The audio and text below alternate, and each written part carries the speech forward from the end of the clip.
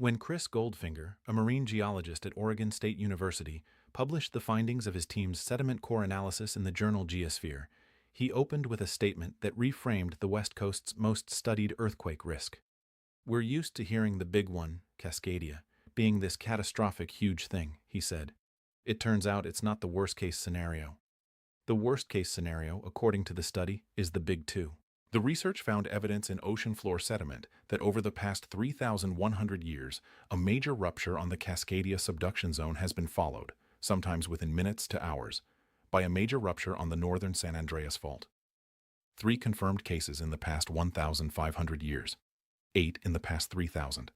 The most recent, the year 1700, the last time Cascadia ruptured, the earthquake whose tsunami reached Japan and has been written about on this channel. That 1700 event appears in the sediment record to have been followed by a San Andreas rupture in close temporal proximity. If this connection held for the next Cascadia rupture, which the Earthquake Research Committee assesses has an 80% probability within the next 30 years, the result would be simultaneous major earthquake emergencies in San Francisco, Portland, Seattle, and Vancouver. If they both went off together, Goldfinger said, you've got potentially San Francisco, Portland, Seattle, and Vancouver all in an emergency situation in a compressed time frame. To understand what that means, you first have to understand why the two faults can influence each other at all, and why they have traditionally been modeled as independent systems. The Cascadia subduction zone is the 1,100-kilometer offshore fault that runs from Cape Mendocino in Northern California to the Brooks Peninsula in British Columbia. It is where the Juan de Fuca plate subducts beneath the North American plate at approximately 4 centimeters per year. It has produced magnitude 8 to 9 earthquakes on a roughly 200 to 500-year cycle for as long as the geological record extends. Its last full rupture was January 26, 1700. It is 326 years overdue by the midpoint of its historical recurrence interval. The San Andreas Fault runs 1,300 kilometers through California from the Salton Sea in the southeast to its northern terminus offshore, also near Cape Mendocino. It is a right lateral strike-slip fault, the Pacific plate sliding north relative to the North American plate, and it is the fault responsible for the 1906 San Francisco earthquake, the 1989 Loma Prieta earthquake, and virtually every significant seismic event in California's recorded history. In standard disaster planning, it is treated as a California problem. Cascadia is a Pacific Northwest problem. They have their own exercises, their own hazard models, their own emergency response frameworks. What makes those two faults more connected than disaster planning has assumed is the geography of their junction.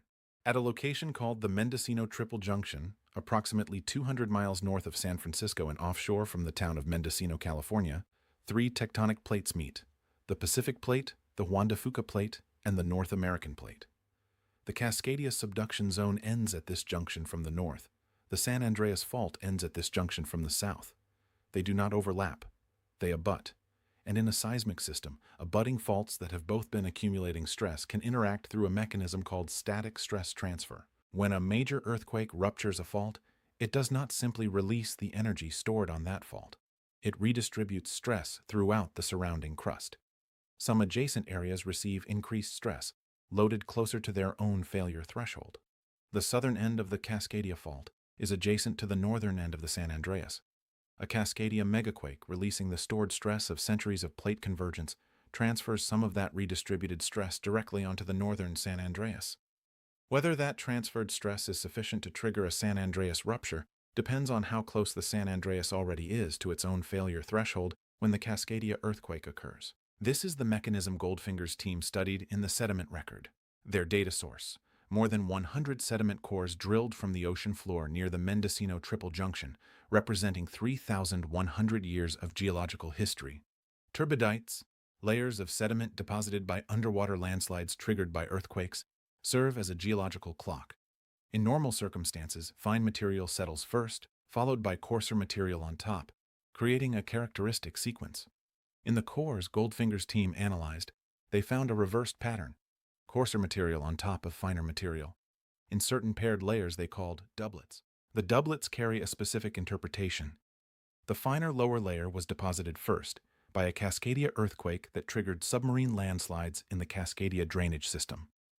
The coarser upper layer was deposited subsequently by a San Andreas earthquake that triggered additional landslides in a different drainage. The juxtaposition, fine from Cascadia, then coarse from San Andreas, within a single paired sediment layer indicates the two events occurred close together in time, rather than years or decades apart. Radiocarbon dating of calcium carbonate shells in the sediments confirmed that all 8 doublets occurred within approximately 60 years of major Cascadia events. 3 of those doublets show timing so close that Goldfinger's team assessed the earthquakes as occurring within minutes to hours of each other. The 1700 Cascadia earthquake is in the record as one of those 3 close timing events. The study is explicit about what it does not claim. It does not say that every Cascadia rupture triggers the San Andreas. The 1906 San Francisco earthquake, magnitude 7.9 on the San Andreas, occurred without any preceding Cascadia event. The connection appears in roughly 8 of the 15 to 20 major Cascadia ruptures in the 3,000-year record. The mechanism is probabilistic, not deterministic. What the study changes is the probability that needs to be planned for, and that probability has implications for emergency management that have not previously been incorporated into any drill, any resource model, or any mutual aid agreement anywhere on the West Coast. Here is what a synchronized event looks like operationally. A Cascadia M9.0 earthquake produces 3 to 5 minutes of violent shaking across the Pacific Northwest. Seattle's older buildings, including its liquefaction-prone South Seattle Industrial Corridor, sustain severe damage. Portland's bridges over the Willamette River begin to fail. The Oregon and Washington coastline drops 1 to 3 meters as the fault releases. Tsunami warnings are issued. The 10 to 30-minute window for coastal communities to reach elevation begins. FEMA activates. The National Guard deploys. The urban search and rescue teams mobilize from California, Texas, and the eastern states to support the Pacific Northwest. Within minutes to hours of that earthquake, on a scenario drawn from the historical record 3 times in the past 1,500 years, the northern San Andreas Fault ruptures. San Francisco begins shaking. The Bay Area, 7 million people, a dense urban environment with significant unreinforced masonry stock, soft bay mud beneath much of the city and Oakland, and the BART system tunnels running beneath the bay, is now in its own emergency. The California National Guard, which would normally be staging to support the Pacific Northwest, is now responding to San Francisco. The urban search and rescue teams that were en route to Seattle are being redirected to Oakland. The logistics of moving emergency supplies across the entire West Coast in a single 24-hour period, through ports, airports, and highways that are themselves in the impact zone of one or both earthquakes, faces a scale of demand that has no historical precedent. Goldfinger said it directly. A single Cascadia earthquake alone would draw down the emergency resources of the entire country. A simultaneous San Andreas event means there are no resources to draw on from the south. Chris Goldfinger's framing, that the big one is not the worst case, is not hyperbole. It is arithmetic. The tsunami component adds a further dimension. When Cascadia ruptures, the standard sequence is major shaking, tsunami warning issued, 10 to 30 minutes of evacuation time for the Oregon and Washington coast. If a San Andreas rupture follows within hours, the emergency communication system is simultaneously managing 2 earthquake emergencies on different coastlines, a Pacific Northwest tsunami warning and a San Francisco Bay Area earthquake emergency. The resources required to conduct 2 distinct large-scale emergency operations in 2 major population centers simultaneously in a country with a single unified federal emergency management structure have not been modeled. The study was discovered partly by accident. A navigational error aboard a research vessel off the Oregon coast led Goldfinger's team to drill in a slightly different location than intended. That location turned out to contain some of the clearest doublet sequences in the entire core archive, the paired sediment layers that most directly implicate both faults moving in close succession. The error, in a sense, provided the most compelling evidence. There are 3 things this study changes about how the West Coast should think about earthquake preparedness. The first is joint planning. The Cascadia Rising exercise, which models a Pacific Northwest megaquake and its consequences, and the Great Shakeout, which models California earthquake scenarios, have been conducted separately for years. Goldfinger's study is an argument for a joint exercise that models both events occurring within hours of each other, with shared resource inventories, combined mutual aid agreements, and a response framework that does not assume California is available to support the Pacific Northwest. The second is the warning window. The standard Cascadia preparedness message tells coastal communities they have 10 to 30 minutes after the earthquake to reach elevation before the tsunami arrives.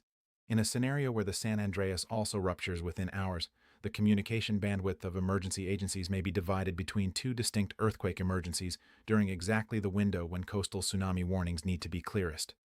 Planning for that communication challenge has not been formalized. The third is the 1700 precedent specifically. The last time Cascadia ruptured, the earthquake whose tsunami generated the orphan waves in Japan, the earthquake that created the ghost forests at Willapa Bay, the earthquake that is the reference event for all Cascadia preparedness planning, appears in the sediment record as a Cascadia San Andreas doublet. The next Cascadia earthquake could be the same.